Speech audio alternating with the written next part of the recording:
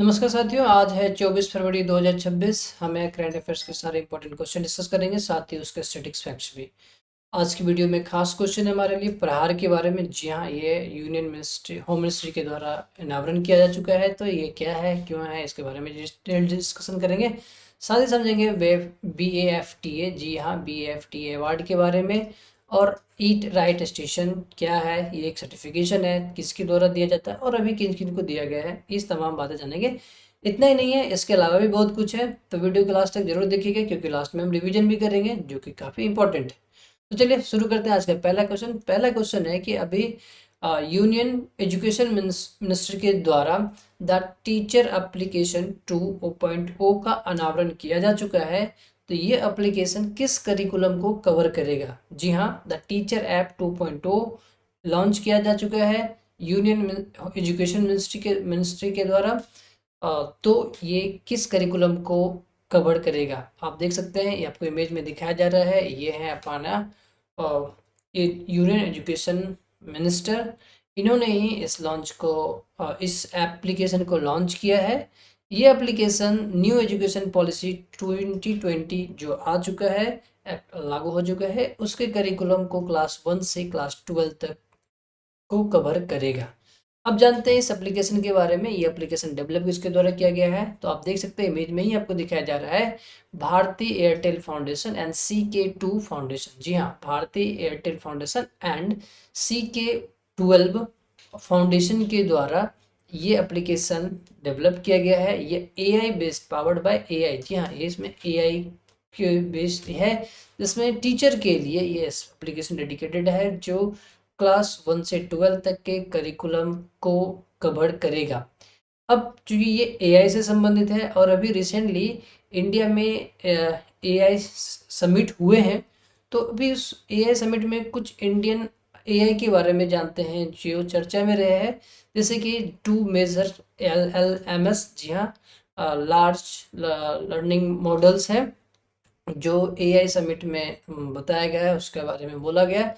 कौन कौन से हैं? एक भारत जेन है, दूसरा सवर्ण AI है। जी हाँ, ये दोनों के बारे में, ये दोनों काफ़ी चर्चा में रहा, एग्जाम में इंपॉर्टेंट बनता है, पूछा जा सकता है। और दूसरा एक जो है भाषिनी नाम का एप्लीकेशन है, AI लेस्ड लैंग्वेज ट्रांसलेशन प्लेटफॉर्म है, जहाँ पे यदि आप कोई एक लैंग्वेज जानते हैं और कोई दूसरे लैंग्वेज सीखना चाहते हैं या उस भाषा को कन्वर्ट करना चाहते हैं, तो भाषणी एप्लीकेशन के माध्यम से आप कर सकते हैं। यह AI इनेबल्ड एप्लीकेशन है। तो चलिए नेक्स्ट क्वेश्चन की तरफ बढ़ते हैं। नेक्स्ट क्वेश्चन है अपना, अभी बेफर्ट अवार्ड, जी हाँ, BAFTA अवार्ड, ये ब्रिटिशर्स के द्वारा, ब्रिटिश एकेडमी अवार्ड है, फिल्म फेस्टिवल की तरह अवार्ड है। तो इस अवार्ड में अभी अपने देश की मणिपुरी लैंग्वेज की फिल्म वोंग को अवार्ड मिला है। जी हाँ, ये इंडिया और मणिपुर के लिए काफ़ी ही गर्व का विषय है कि उन्हें BAFTA award, British academy film and television art award के लिए सम्मानित किया गया है, चयनित किया गया है। आपसे इसमें पूछा गया है किस कैटेगरी के लिए दिया गया है, ये किस कैटेगरी के लिए इसे सेलेक्ट किया गया। पहली बात, ये 79th BAFTA अवार्ड है। मणिपुर के लिए ये फर्स्ट अवार्ड है जो BAFTA अवार्ड मिला है। मूवी का नाम है बॉन्ग। जी हाँ, मूवी का नाम बॉन्ग है और इसको मिला है children's and family film category में। जी हाँ, best children's and family film category में बॉन्ग, जो मणिपुरी लैंग्वेज में है, उसे अवार्ड दिया गया है, BAFTA। अब इस मूवी का जो डायरेक्टर थे वो लक्ष्मी प्रिया देवी। ये डायरेक्टर काफ़ी इंपॉर्टेंट है, एग्जाम में पूछने की हाईएस्ट चांसेस है। तो देखिए, डायरेक्टर को समझ लिया। BAFTA के बारे में आपको पहले ही बता दिया, British academy of film and television arts. ये कहाँ दिया गया, ये सम्मेलन कहाँ हुआ था? ये जो अवार्ड दिया गया था, ये रॉयल फेस्टिवल हॉल लंदन में दिया गया। जी हाँ, ये दिया जाता है। अब बात मणिपुर की हुई है, तो मणिपुर चूंकि हम जानते हैं नॉर्थ ईस्ट के स्टेट्स है, जिसकी राजधानी इम्फाल है, जहाँ पे लोकसभा सीट 2 है और राज्यसभा सीट 1 है। नॉर्थ ईस्ट की मैप में हम देखें तो मणिपुर की लोकेट करना चाहें तो आप आराम से कर सकते हैं कि यह है मणिपुर। आप हमें कमेंट में बताइए कि अभी मणिपुर के CM कौन है, वहाँ गवर्नर कौन है। साथ ही में बताइए मणिपुर अपना स्टेटहुड डे कब सेलिब्रेट करता है। जी हाँ, धीरे धीरे आपको नॉर्थ ईस्ट के सारे स्टेट्स दिमाग में छप जानी चाहिए कहाँ पे कौन सा स्टेट है। जैसे कि आप देख सकते हैं ये बीच में असम है, इसके नीचे ये मेघालय है, फिर ये त्रिपुरा है, मिजोरम। इस तरह से एक लाइन सीक्वेंस में याद कीजिए तो ज़्यादा बेहतर है। चलिए हम नीचे से ऊपर की तरफ चलते हैं एंटी क्लॉकवाइज। बीच में अपना असम है, असम के नीचे मेघालय, फिर त्रिपुरा, मिजोरम, मणिपुर, मणिपुर के बाद नागालैंड, नागालैंड के बाद अरुणाचल प्रदेश। देखिए अरुणाचल प्रदेश ऊपर में ही हमेशा याद ही रहेगा। असम भी याद रहता है, असम के ठीक नीचे याद रखिए मेघालय, नागालैंड, मणिपुर, मिजोरम, त्रिपुरा। धीरे धीरे आप देखिएगा तो याद होते चला जाएगा। चलिए नेक्स्ट क्वेश्चन की तरफ बढ़ते हैं। जी हाँ, अभी हमने आपको पहले ही बता दिया था कि होम अफेयर्स यानी कि गृह मंत्रालय के द्वारा एक रिसेंटली प्रहार इंडिया का first comprehensive national counter terrorism policy है, स्ट्रेटजी है, उसका अनावरण हो चुका है। तो ये जो प्रहार है, प्रहार का फुल फॉर्म आपसे पूछा गया है। देखिए ध्यान से समझिए, प्रहार जो है किसके द्वारा लॉन्च किया गया है, तो होम अफेयर्स यानी कि मिनिस्ट्री ऑफ होम अफेयर्स, गृह मंत्री के द्वारा, गृह मंत्रालय के द्वारा ये किया गया है। ये किस चीज़ के लिए है, तो national counter terrorism policy and strategy है। अब आपसे पूछा गया है प्रहार का फुल फॉर्म क्या है, तो देखिए हम इसके एक एक लेटर को समझते हैं। पी फॉर होता है प्रिवेंशन ऑफ टेरर अटैक, जी हाँ, टेरर अटैक से बचने के लिए प्रिवेंटिव ये है। दूसरी आर फॉर रिस्पॉन्स, अब यदि हो गया तो हमें क्या करना है, उस पर रिस्पॉन्स। रिस्पॉन्स कैसे, स्विफ्ट एंड प्रोपोर्शनेट, जी हाँ, क्विकली करना है, ऐसा नहीं कि डिले करते जाना है। और अप्रोप्रिएट, जिस हिसाब से यदि अटैक हुआ है उसके ही अकॉर्डिंग हमें एक्शन लेना है। पी आर हो गया। A for aggregate internal capacity, internal capacity को भी इकट्ठा करके उसके अकॉर्डिंग आपको डालना है। H human rights, rule of law, जी हाँ, ऐसा नहीं कि आप रूल ऑफ लॉ को वायोलेट करें, ह्यूमन राइट्स को ताक पे रख के आप काम करते चले जाएं, तो उस चीज़ को ध्यान में रखते हुए प्रोसेस पे करना है। ट्रेडिंग कंडीशन इनेबलिंग टेररिज्म, जो अलगाववाद की समस्या होती है उस चीज़ को भी कम करना है। नेक्स्ट जो है अपना ए अलाइनमेंट इंटरनेशनल एफर्ट, जी हाँ, इंटरनेशनल एफर्ट को, इंटरनेशनल प्रयास को भी अलाइन करते हुए उसके साथ चलते हुए ये काम हमें करना है। R for recovery and resilience, जी हाँ, रिकवरी भी करना है और रेजिलियंस भी होना है। होल ऑफ सोसाइटी अप्रोच, समाज को अप्रोच करते हुए। तो ये काफ़ी इंपॉर्टेंट है, आपसे कभी भी कहीं भी पूछा जा सकता है। प्रहार का फुल फॉर्म बताइए क्या है, किसके द्वारा लॉन्च किया गया है, क्यों किया गया, ये सारे डिटेल आपको यहाँ पे बताया जा चुका है। नेक्स्ट क्वेश्चन है कि अभी ईट राइट स्टेशन, जी हाँ, ईट राइट स्टेशन जो north east frontier railway, north east frontier railway NFR को अवार्ड दिया गया है। 5 स्टेशन को, कितने, 5 स्टेशन, कहाँ के, नॉर्थ ईस्ट फ्रंटियर स्टेशन को ईट राइट स्टेशन के लिए अवार्ड दिया गया, सर्टिफिकेशन दिया गया है। किसके द्वारा दिया गया है, FSSAI, FSSAI, जी हाँ, ये फूड सेफ्टी के लिए सर्टिफिकेशन देने वाला, एक लाइसेंस देने वाली एक ऑर्गेनाइजेशन है जो 2008 में स्टेब्लिश हुई थी। इन्होंने ही ये सर्टिफाइड किया, रिसेंटली किया है। अभी आपसे पूछा जा रहा है कि इस 5 स्टेशन का नाम क्या है। देखिए चूंकि नॉर्थ ईस्ट फ्रंटियर है, नॉर्थ ईस्ट के स्टेशन है, तो निश्चित तौर पे सबके सब नॉर्थ ईस्ट स्टेशन हो गए। पहला देखिए दीमापुर नागालैंड में है, आप स्टेशन और वो स्टेशन किस स्टेट्स में है, साथ ही उस स्टेशन के स्टेट्स के कैपिटल भी याद रखिए। देखिए अभी दीमापुर कहाँ है, नागालैंड में, जी हाँ। दूसरा स्टेशन अलीपुरद्वार कहाँ है, वेस्ट बंगाल में। तीसरा स्टेशन कोकरगंज, ये कहाँ है, असम में। चौथा गोलगंज कहाँ है, असम में। फिर फिफ्थ कहाँ है, न्यू माल जंक्शन कहाँ है, वेस्ट बंगाल में। तो देखिए कितना आसान है, 2 वेस्ट बंगाल से है, 2 असम से है, 1 नागालैंड से है। तो इस हिसाब से आपके 5 हो जाते हैं। जी हाँ, 5 के 5 स्टेशन आपको बताया जा चुका है, याद रखना आसान है। आप ध्यान से सब नाम और किस स्टेट में है वो याद रखिए, इंपॉर्टेंट है, एग्जाम में पूछने की हाईएस्ट चांसेस है। दूसरी बात, अब हमें कमेंट में बताइए नागालैंड, वेस्ट बंगाल और असम के कैपिटल क्या है, वहाँ पे लोकसभा और राज्यसभा की सीट कितने हैं, और वहाँ के CM एंड गवर्नर कौन है। इंपॉर्टेंट है, एग्जाम में पूछ जाते हैं। अभी FSSAI के बारे में बताया कि 2008 में ये स्टेब्लिश हुआ है, फूड सेफ्टी के लिए देने वाला ऑर्गेनाइजेशन है, संस्थान है, food safety and standard authority of India. जी हाँ, ये सरकारी संगठन है, संस्था है जो फूड सेफ्टी एंड स्टैंडर्ड को प्रोवाइड करवाती है, ये टेस्ट चेक करती है, इसका काम है जो फूड से रिलेटेड। जैसे कि आप कई एक बार देख सकते हैं कि जो पैकेजिंग आपको फूड्स के होते हैं, फास्ट फूड के या कोई भी खाने की पैकेजिंग पे आप देख सकते हैं FSSAI का जो है स्टाम्प लगा हुआ होता है, यानी कि वो सर्टिफाइड कर दिया गया है कि हाँ ये सही है, खाने योग्य है, आप इसे बेच सकते हैं। चलिए नेक्स्ट क्वेश्चन की तरफ बढ़ते हैं। नेक्स्ट क्वेश्चन है कि अभी फाइनेंस मिनिस्टर निर्मला सीतारमन जी ने नेशनल मॉनेटाइजेशन पाइपलाइन 2.0 का अनावरण किया है। इसमें आपसे पूछा गया है कि क्या एस्टिमेटेड टोटल मोनेटाइजेशन पोटेंशियल है इस पाइपलाइन में द्वारा। जी हाँ, और ये कितने साल के लिए है? 5 साल के लिए है, 26 से 30। आपको कोई 26 4 30 नहीं, 26 को भी इंक्लूड करोगे, 30 को इंक्लूड करोगे, टोटल 5 ईयर्स होते हैं, तो 5 साल के लिए। इसमें कितना एस्टिमेट किया गया है, आपसे सवाल पूछा गया है, तो इसका करेक्ट आंसर है 16.72 लाख करोड़। जी हाँ, इस मोनेटाइजेशन के अंतर्गत जो कुछ प्रॉपर्टीज के टाइप में है, वो प्राइवेट कंपनी को, इनिशिएटिव को दिया जाएगा, वो यूज करेंगे, उनसे रिटर्न में गवर्नमेंट को ये पैसे देंगे। तो कितने रिटर्न की एस्टिमेट किया गया है? 16.72 लाख करोड़ रुपीस का। अभी देखते हैं, 5 साल के लिए पीरियड है, आपको बताया जा चुका है 26 से 30 तक के लिए।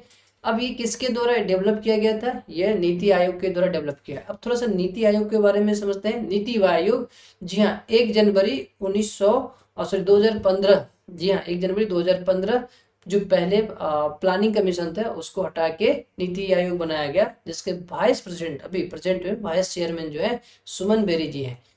चेयरमैन कौन होते हैं? जैसे सूचना आयोग यानी प्लानिंग कमीशन का जो चेयरमैन होते थे प्रधानमंत्री जी, वही नीति आयोग के भी चेयरमैन होते हैं, यानी कि प्रधानमंत्री। वाइस चेयरमैन अभी कौन है? सुमन बेरी है। सीईओ कौन है इसके? BVR सुब्रमण्यम है। नेक्स्ट क्वेश्चन की तरफ बढ़ते हैं। ये इंटरनेशनल के साइंस से रिलेटेड क्वेश्चन है, इंपॉर्टेंट है। नासा ने, जी हाँ, नासा जो अमेरिका की स्पेस एजेंसी है, उन्होंने अनाउंस किया है कि इस 2026 के अर्ली में, मतलब मार्च में ये आर्टेमिस सेकंड को लॉन्च करेगा। तो ये जो मिशन है ये किस चीज का मिशन है? तो देखिए यहाँ पे आपको दिखेगा लूनर मिशन है। लूनर मीन्स मून, चांद पे जाने वाला, वहां पे जाने वाला मिशन है। 10 दिनों का मिशन है। इसमें ये नहीं है कि मतलब ह्यूमन को भेजा जाएगा, पर ऐसा नहीं है कि मून पे ह्यूमन को लैंड किया करवाया जाएगा, वहां लैंड नहीं करवाया जाएगा।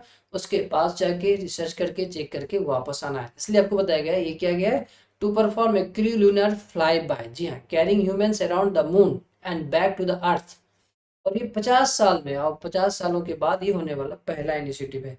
इसके बाद भी इसमें अभी वहां पर मून पर इंसान को, ह्यूमन को लैंड नहीं करवाया जाएगा। लेकिन हाँ, जो इसका थर्ड मिशन होने वाला है, जो 2028 में टारगेट किया गया है, उस मिशन में ह्यूमन को मून पे दोबारा वापस उतारा जाएगा। आप हमें कमेंट में बताइए फर्स्ट टाइम कौन है जो मून पे गए थे। जी हाँ, फेमस क्वेश्चन है, कब गए थे, किस मिशन के तहत गए थे, ये आप हमें कमेंट कीजिए। नासा के बारे में निश्चित तौर पे पता होना चाहिए। नासा के बारे में, national aeronautics and space administration है, यूएसए में है, यूएसए का है। और आर्टिज्म फर्स्ट जो है वह 2022 में हुआ था। थर्ड कब होने वाला है मैंने पहले ही बता दिया, 2028 में होने वाला है। तो ये थे इंपॉर्टेंट क्वेश्चन। अब जो ये क्वेश्चन है ये भी काफी इंपॉर्टेंट है, हेल्थ के लिए भी है, साइंस एंड टेक्नोलॉजी से रिलेटेड भी है, इंटरनेशनल लेवल का है। क्या है तो समझिए। HIV प्रिवेंशन के लिए एक इंजेक्शन का रोल आउट हो चुका है, टेस्टिंग पहले हुआ है, लेकिन ये किस कंट्री में सबसे पहली बार रोल आउट किया गया, मतलब वहाँ ये टीका लगाया जाएगा। तो देखिए पहले मेडिसिन का नाम जानते हैं, क्योंकि मेडिसिन का नाम भी जानना जरूरी है। किसने इसे डेवलप किया है, किस कंट्री ने सबसे पहले इसे रोल आउट कर दिया है, मतलब वहाँ पे आम नागरिकों को लगाने की अनुमति मिल चुकी है। तो देखिए ये है क्वेश्चन। इस क्वेश्चन में जो मेडिसिन है उसका नाम है लीना कैप्योरिक। जी हाँ, लीना कैप्योरिक ये मेडिसिन है, इंजेक्शन है, जो HIV प्रिवेंशन के लिए दिया जाएगा। अभी जिम्बाब्वे में ये पहली बार, वर्ल्ड में पहली बार रोल आउट हुआ है। जिम्बाब्वे की राजधानी हरारे में, जिम्बाब्वे की राजधानी हरारे है।